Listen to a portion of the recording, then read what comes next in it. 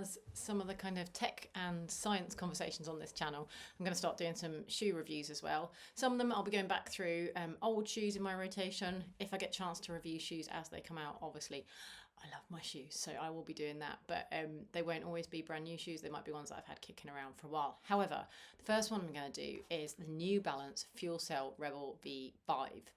I have not run in New Balance for a long time. I really loved the FuelCell Elite, one of the early editions, and I still run in that a lot. Bought that ages ago, bought several versions of it, but I've not run in a New Balance for kind of daily training or anything for ages. My other half does. He loves them, but this was a real interesting one for me because I didn't have any preconceptions. Spoiler alert, I absolutely loved this shoe. I have not loved a shoe straight away this much in a long time that wasn't a super shoe because it made me feel fast. The New Balance FuelCell Rebel V5, it's got this phantom fit upper, they're saying. It's got a geometric midsole. It's got a higher stack than the previous version.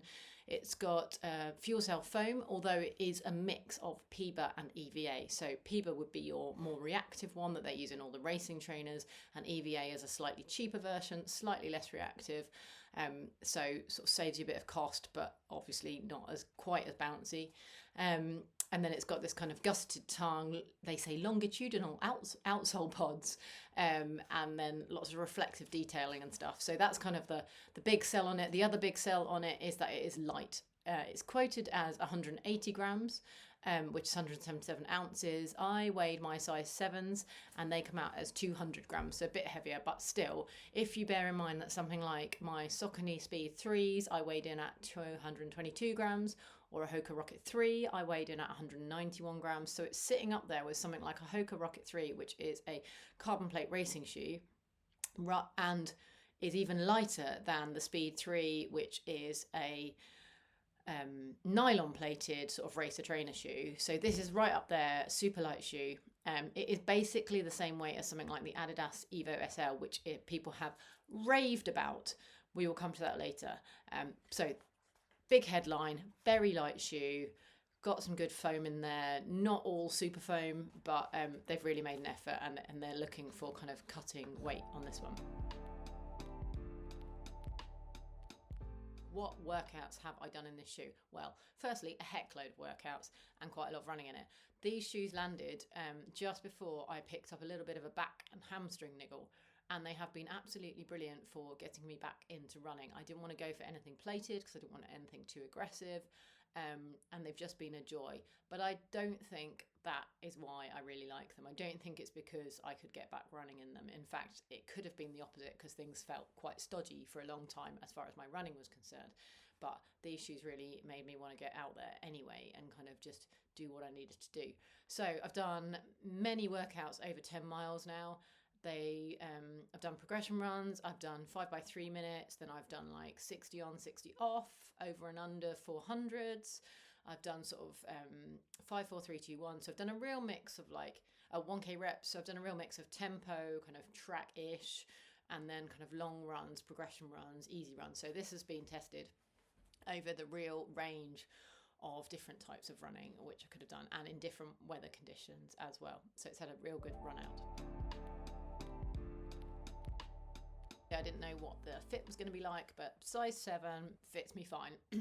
For clarification, I am normally kind of the lower end of a size 7. These are great. They've got plenty of room in the toe box. I mean, they do look quite wide. That's partly to do with the foam, but they are quite nice and wide. Around the heel, it comes up quite high, but I didn't feel like that was a problem. And it's padded, but not too padded, which I really liked. It's got a real step-in comfort to it. The moment I put these on, I really felt like not going to have any problems here. And the thing that they actually reminded me of was some of my old Nike Pegasus, which I still hanker after, which was a great shoe back in the day and kind of went a bit off the rails and has now just about got it back again. But yeah, so kind of shoe, you step in, you just want to run, you don't feel like there's any hot spots, no problems at all. As I say, it's got a good amount of padding around the heel, but not too much, so it's not really hot. Or really kind of sweaty, and then the padding around the heel kind of eases off as it comes around the ankle into this tongue, which is not like completely racing lightweight, but it is pretty lightweight. It's gusseted in via a kind of mesh So again, you're not getting any extra weight or any extra heat there. And then by the time you get to the toe box, you've got this phantom fit outer, which is very much more like a kind of racing mesh. Not quite there, but it is a very lightweight mesh. And then there's some kind of like reinforcement around the toe box just to give you a bit of protection there, and quite a heavy heel counter as well to keep your heel in place. But again, I didn't really feel like that was going to give me any issues at all. So all in all, fit wise, I think, yeah, really comfortable, no hot spots, no issues. I found it very breathable.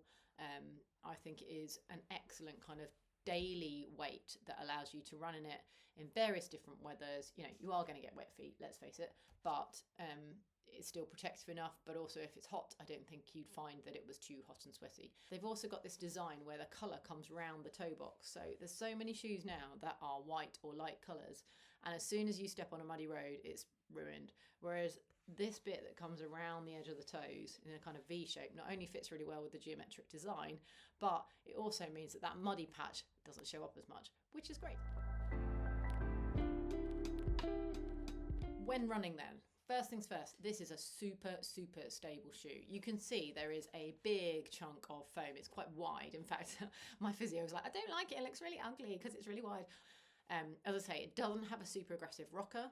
And stack height wise, if you're comparing it to something like the Evo SL, for example, it is a lower stack height. So it is 35 to 29, whereas I think the Evo SL is like a 39 down. It's a 6mm drop, so it's not a hugely aggressive drop either. Same again as the Adidas Evo SL. You'd find a lot of shoes with a higher drop than that at the moment. So again, that kind of speaks to that lack of rocker. But the main thing about this is it is so light to run in, and I actually found it really bouncy. It feels cushioned, but it doesn't feel like you're losing that reactivity. I found that I want to get going in it. It's lovely for a long run, but I actually really love it for tempo. I think it's an absolutely fantastic tempo shoe, and it's got, because it's so stable, you can do kind of track-ish stuff if you're kind of pretending to be on a track on a road loop and you're needing to do tight turns. I feel like you're not risking yourself in that. You're not going to go over on your ankle or anything like that. So it's a really good, stable shoe with a load of pop that really wants you to get out there. I think the biggest thing for me in this is, like, every time I've gone for a run, I've got, you know, a good amount of shoes, and I will quite often, like 9 times out of 10 at the moment, if I'm not like trying to review something, I will reach for this shoe. Grip wise, it's not the grippiest shoe. It's not Continental rubber. It's not Puma grip, whatever they put in theirs, which is like mad sticky. But I've not had any problems with it. I've done workouts on slippy roads and I've not had any problems with it at all. Again, some people have said that this midsole area is too soft and they've had some wear on it. But I mean, you can see on this, I've done plenty of miles in this and I can't see much wear at all. And in fact, nothing here, which speaks to the fact that I'm not heel striking too heavy in it. So again, I think, you know, it's holding up really well. So generally, you've got the New Balance Rebel V5, comes in at about £125. It's about 200 grams, $145 in the US. Or you've got something like the Pro Evo SL, which is about £109 to £130, or about $150. So, you know, similar price range. 204 grams, it's saying. So again, similar weight, but maybe a bit grippier because of the Continental rubber. I have both. I bought the Evo SLs. I find the Evo SL quite hard, quite an unforgiving shoe. I know people have raved about it, but controversially, I would say I would buy the New Balance Rebel V5 over the Evo SL. I think it is a much more useful shoe.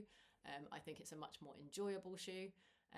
And actually, I've done better sessions in it and more enjoyable sessions in it. So there you go.